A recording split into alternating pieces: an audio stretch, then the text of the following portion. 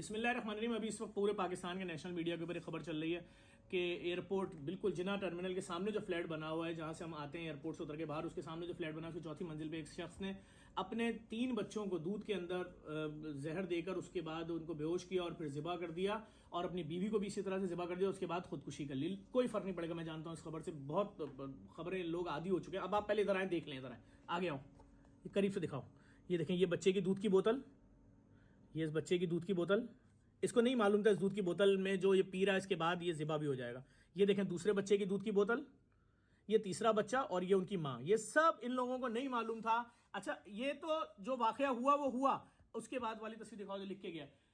सोचने वाली बात क्या है, अभी मैं एक चैनल पे बैठा हुआ था, वहां पर वो मेरे ख्याल में कोई वो जो नफ्सियाती मसाइल के लोग होते हैं बताते हैं, वो मौजूद थे साहब। वो कहने लगे कि जो भी जहनी डिप्रेशन में आए वो फौरन डॉक्टर से अपॉइंटमेंट ले जाके बताए कि मैं दबाव का शिकार हो गया हूं।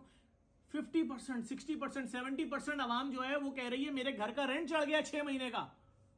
वो एप्लीकेशनें दे रहे लाला के, हजारों एप्लीकेशनें आ रही है, मकान के किराए, फीसें, बच्चों के एडमिशन कैंसिल हो गए, मालिक मकान धक्के दे रहा है। आप इधर आए, पढ़े।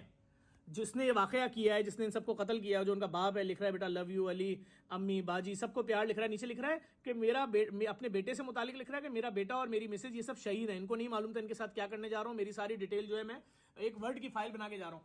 सिर्फ छोटी सी बात कर रहा हूं, हजारों, बार बार वीडियोस में बोल रहा हूं, हजारों एप्लीकेशनें ये आ रही हैं कि हम पे 6 महीने का रेंट चढ़ गया है, हमारे ऊपर घर में बिजली का बिल इतना ज्यादा। आप खुद सोचें, जिसकी तनख्वाह 60,000 रुपए है, जिसकी तनख्वाह 40,000 रुपए है, वो 50,000 रुपए बिजली का बिल दे सकता है? घर में गैस नहीं आ रही। कल मेरे अपने घर में दिन में गैस भी नहीं थी और सुबह 6 से लेकर शाम 6 तक लाइट भी नहीं थी। मोबाइल फोन मिलाने के लिए निकाला, मालूम हुआ जी चूंकि लाइट नहीं है, टावर के सिग्नल भी डाउन है।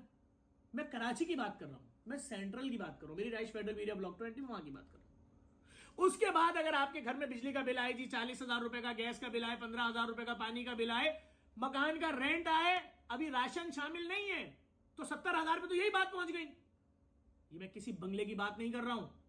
कितना कयामत खेज वाकया हुआ है, पूरा पाकिस्तान, हम सब मिलकर अपना मुंह पीटे किस मुंह से उसने अपने बच्चों को ज़िबा कर दिया इस बात पे कि मेरे बच्चे भूखे थे, मैं किराया नहीं दे पा रहा था घर का। पड़ोसी बोल रहे जी बच्चों की भूख की वजह से लड़ाइयां होती थी। बीवी जाएगी पड़ोस से दूध मांगने के लिए, पड़ोसी बोलेगा मैं खुद अपने बच्चों का दूध पूरा नहीं कर पा रहा।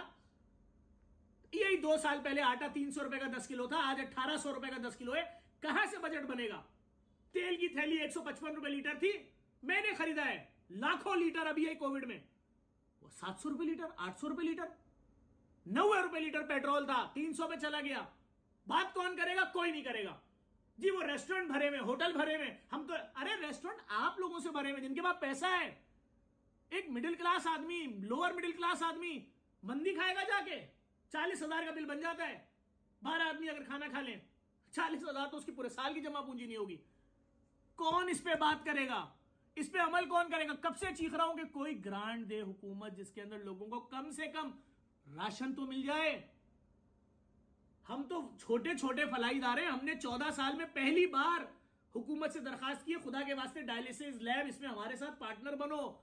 कुछ हम मांग के लाते हैं लोगों से, कुछ आप दो। नहीं है पैसे, लोकल डोनेशन ही नहीं है। लेकिन ये आम आवाम जाए किधर? कोई रास्ता तो बताएं। जाए शिरकत करेगा पूरा पाकिस्तान, फिर उसके जनाजे में कौन जिम्मेदार है, कौन कसूरवार है? मैं अभी टीवी पे देख रहा हूं, डॉक्टर आके बता रहे हैं कि नहीं नहीं, जैसे ही आप डिप्रेशन में आए फौरन डॉक्टर के पास आ जाइए। अच्छा, डॉक्टर के पास आएगा, बोलेगा डॉक्टर साहब ये 6 महीने का घर का किराया चढ़ा हुआ है, मालिक मकान मेरी बेगम के सामने मुझे धक्के दे रहा है, तो डॉक्टर क्या बोलेगा? डॉक्टर साहब मैं 2 जॉबें कर रहा हूं, उसके बाद पहली जॉब से 40,000 कमा रहा हूं, दूसरी जॉब से 15,000 कमा रहा हूं, 55,000 रुपए बनते हैं, बच्चों की फीस नहीं दी है, 6 महीने से स्कूल से निकाल दिया है, तो डॉक्टर क्या करेगा? तो खुदा के वास्ते, ये आपके अपने लोग हैं, ये आपकी अपनी आवाम है, 80% पाकिस्तानी हैं जिनके लिए कोई सोचे। ये नहीं हाथ फैलाएंगे किसी के आगे, ये किसी से मदद नहीं चाहते, इनको रिलीफ दें। कोई सोचे, क्या तनख्वाहें डबल ट्रिपल हो गई? किस आदमी के घर का बजट बन सकता है 6,000 रुपए का राशन का? भाई कोई नहीं। जाए देखें, तस्वीरें भरी है पूरा सोशल मीडिया। बाप ने अपने बच्चों को काट दिया, बीवी को मार दिया, खुद मर गए, खुदकुशी कर ली। कौन बाप कसूरवार है? पूछें अपने आप से। इस वीडियो को शेयर करें, शायद किसी हुक्मरान तक पहुंच जाए, शायद। मैं तो खुदा की कसम खा के बोल रहा हूं, माफिया से लड़ रहा हूं। लैब मालिकान की माफिया, प्राइवेट अस्पतालों की माफिया परेशान है, सर पकड़ के बैठे हुए।